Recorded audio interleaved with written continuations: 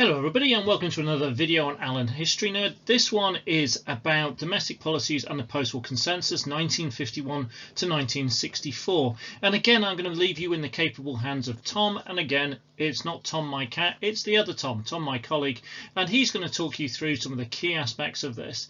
Thank you for watching, hope you enjoy it. Hi everyone, this video looks at the domestic policies of the Conservative governments from 1951 through to 1964. In our previous video, one of the really important points we made about Churchill and subsequent Conservative Prime Ministers as well was that they took the decision pretty early on to continue with some of the key domestic policies of the Attlee government, particularly support for the new welfare state and also, of course, support and spending for and on the new NHS as well. And this video will explore elements of that in some more depth. In particular, it will look at the concept of the post-war consensus, which is a phrase that historians have used when they're talking about and discussing this period and those policies. Let's look first at this idea of continuity right the way back to 1945 when Attlee became Prime Minister through till 1964 when Douglas Hume was beaten by Wilson in the election. As we've said, the Conservatives from Churchill onwards accepted that the welfare state and particularly the NHS were popular with the public. Many of them could see the political case and the case on principle for those reforms as well. And so what we find in this period is that those governments, Churchill, Eden, Macmillan and Douglas Hume, not only accept some of those reforms, but even build on them as well. The NHS, as it is today, had already become hugely popular with the public. If we think back to the 1920s and the 1930s, it was undoubtedly the case that if you lived in poverty and couldn't afford healthcare, you were far more likely to die from diseases which, once the NHS was in place, were much more survivable. It was no surprise that the NHS was popular with the public. And Churchill and his successors, Eden, Macmillan, Douglas Hume, absolutely realised that as well. So protecting the NHS, spending on the NHS, promoting it and developing Attlee's reforms further became a key priority for those Conservative governments. It's not just about the popularity of Attlee's reforms, it's also about a more general attitude among politicians and the public to the idea of government intervention, to the idea of the government getting involved in the economy. And it was during World War II in particular that attitudes towards that began to change. During World War II, inevitably the government had to take sweeping control of the economy in order to gear it towards war production, but also as well, people accepted during the war that the government would have to intervene in order to curtail some of those rights and freedoms that they were used to. Now, once the war was over, clearly people weren't going to want the government curtailing their rights and freedoms, but equally the idea that the government had a key role to play in the economy, that the government was very much a part of people's lives, was increasingly accepted. So when Attlee came in and introduced what we'd call big government, a strong welfare state, an NHS funded through government taxation, the public were ready for it. It didn't feel strange and it didn't feel intrusive after those years of World War II.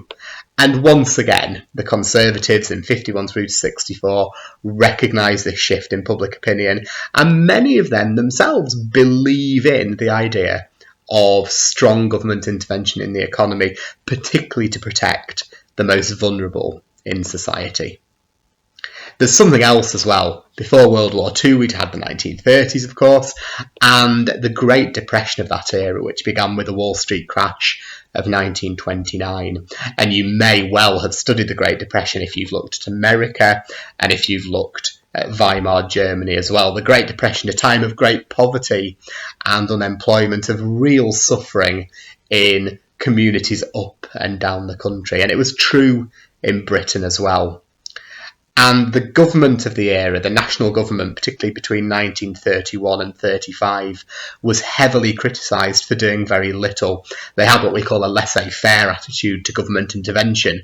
They believed that the government intervening to any great extent would only make the situation worse and was perhaps wrong even on principle. And the death rate, the poverty, the unemployment, the starvation of that era, people really did remember as we moved into the 40s and the 50s. There was an absolute determination among both the public but also politicians as well not to go back to that laissez-faire era where the government's view was that we really shouldn't intervene in the economy. And so for all of those reasons, the Conservatives and the Labour government from 1945 onwards believed in this set of domestic policies which involved a strong role for the government in the economy.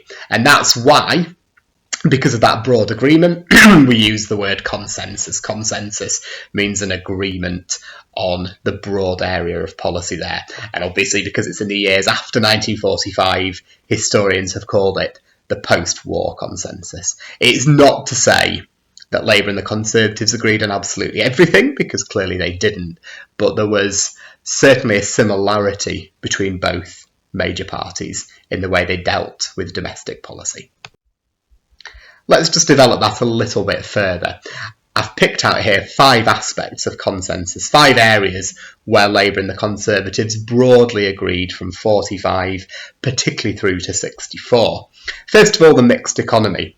The idea that state intervention in the economy was important, that some industries were going to be nationalised, were going to be state-owned, but equally that there was a role for private enterprise. And most of the Attlee government and most of those subsequent Conservative governments very much believed in the mixed economy.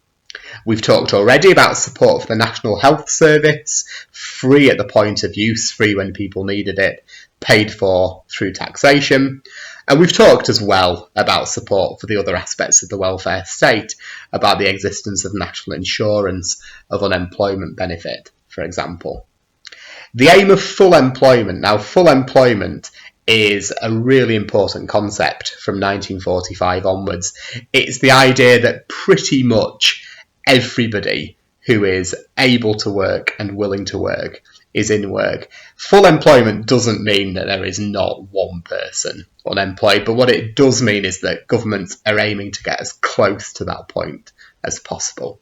And for both Labour and the Conservatives in this period, full employment was a priority. And finally, a commitment to working with both employers and also trade unions. Historically, the Conservative Party, seen as the party of the middle and the upper classes, was much more closely linked to the employers. And historically, of course, the Labour Party, which had grown out of the trade union movement and was very much seen as on the side of the working people, had been very close to the trade unions. But in this period, both Labour and the Conservatives very keen to work collaboratively and cooperatively with both employers and trade unions. That's not to say that there weren't strikes, because there were. That's not to say that there wasn't conflict in industry, because absolutely there was. But it is to say that that was a commitment for both major parties. A few further points around this idea of the post-war consensus. Historians, as they always do, disagree about the consensus, and in particular about a number of issues. Historians have different views about the exact extent to which there was a consensus. Was there really broad agreement on all of those areas of policy, or was it the case that actually there was some clear water between Labour and the Conservatives? All of these are issues that we'll continue to discuss and to develop as we go through the course. Secondly, historians have varying views about when the consensus ended. Lots of people would pick out 1979, the election of Margaret Thatcher, who, as we'll see, brought a vastly different approach to economics and to Conservative policy, so they would pick out 1979 as the end of the consensus.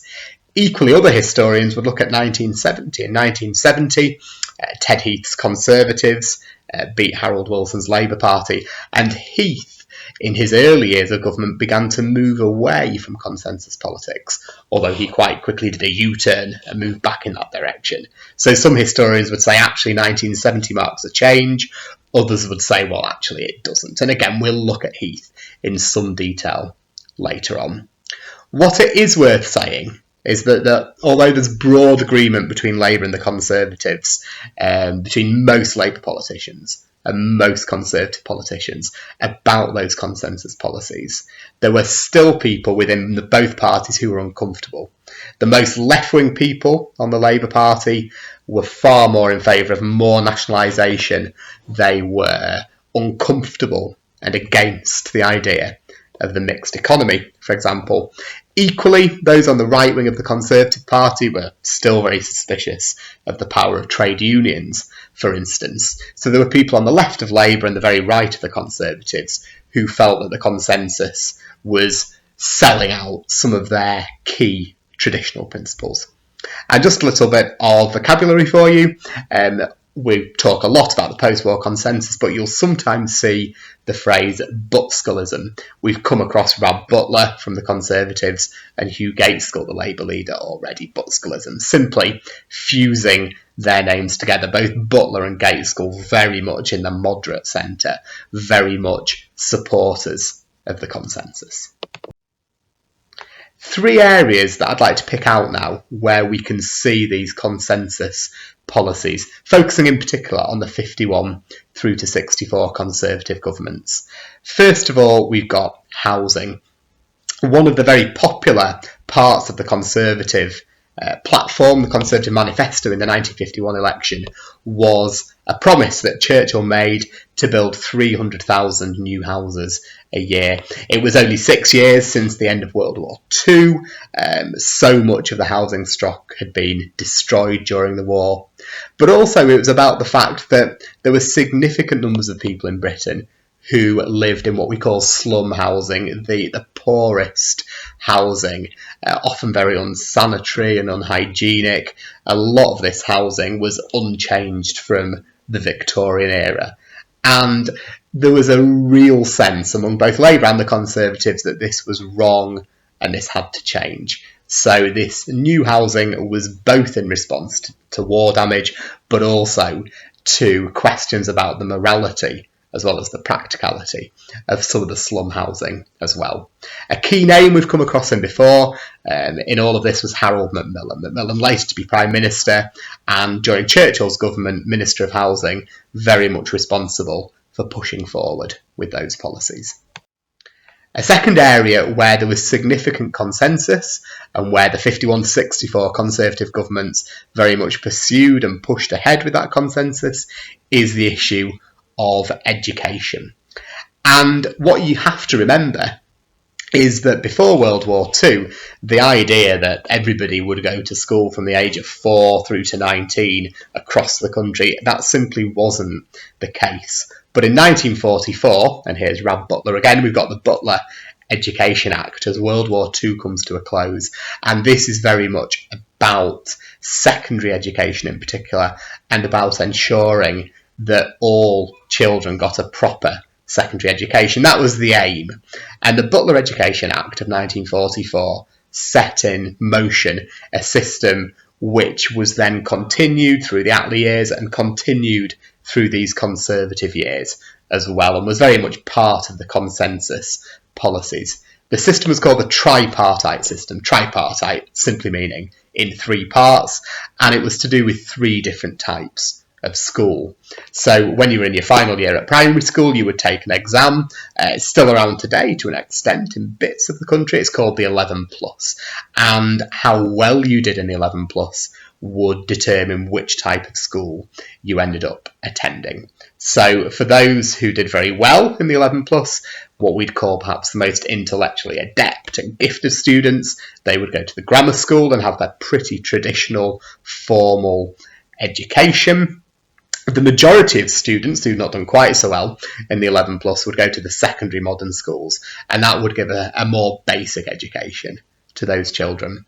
And finally, students who were identified at the age of 11 as already having perhaps particular practical skills or the ability to develop those would go to the technical schools, and they would give them a vocational, a practical education. It's worth saying at this point that the technical schools were very much in the minority. There were far fewer of those than grammar schools or particularly secondary modern schools. Eden tried to put a greater emphasis on those technical schools, but they were expensive to set up, and the financial constraints in this period meant that not all that many were. Although the tripartite system was very much part of the consensus, by 1964 there were serious questions being raised about it by both Labour and Conservative politicians. Big questions around how fair it was, and also around the wisdom of selection for education at the age of 10 and 11. The idea that trying to judge a student's potential for the rest of their life, perhaps writing some of them off at such a young age, simply seemed unfair. And also about the class bias, the fact that almost inevitably more middle class children ended up at grammar schools, even though a lot of working class children may well have had great potential. Nevertheless, the tripartite system very much central to the education policies of those Conservative governments. And finally, the idea of social reform as well. The idea that actually we do need to look after people in both their homes and in their workplaces as well. It had been a priority for the Attlee government and was central to the welfare state, and it remained a priority in these years from 51 through to 64. And there are several key laws. Remember, when something is called an act, it's a law proposed by the government and agreed by Parliament. So we've got several here. The Clean Air Act, this feels quite modern in a way in our modern era where we're much more conscious about environmental issues. The Clean Air Act was in response to what we call smog, this terrible dense fog, this awful pollution. We'd seen a lot of it across Britain, particularly in London in the early 1950s. The Clean Air Act was an attempt to try and stop something like that happening again. We've talked about people's homes and workplaces. We've got several examples there of legislation which tried to ensure that people's homes and workplaces afforded at least a basic standard of decency, of hygiene, of safety as well. We've got the Housing Acts of 57 and 61 and the Factories Acts of 59 and 61 as well. What we also see in this period, and this is something which continues very much through the Labour governments of 64 to 70 as well, is what we'd call a more liberal attitude on some of these social issues. Two issues just to pick out briefly here. One of them is the death penalty, capital punishment, and the other is around what we'd now refer to as LGBT issues. So first of all, the Homicide Act. Britain in 1957 still had capital punishment, the death penalty. It wasn't abolished till the mid-1960s, but the Homicide Act, homicide meaning murder, in 1957 very much restricted when the death penalty would be used in what sorts of cases. So that was very much a step towards the abolition of the death penalty. Also in 1957 we get a really important report back from a committee called the Wolfenden Commission, and the Wolfenden Commission argue that homosexual behaviour, which at the time was illegal, should be decriminalised. And again, that paved the way for further reforms along similar lines when we get to the Labour governments of the 1960s. And again, although there were people, particularly in the Conservative Party, who were uncomfortable with some of this, there were enough moderate Conservatives in these consensus years governments to ensure that these social issues, including a more liberal attitude, were taken very seriously.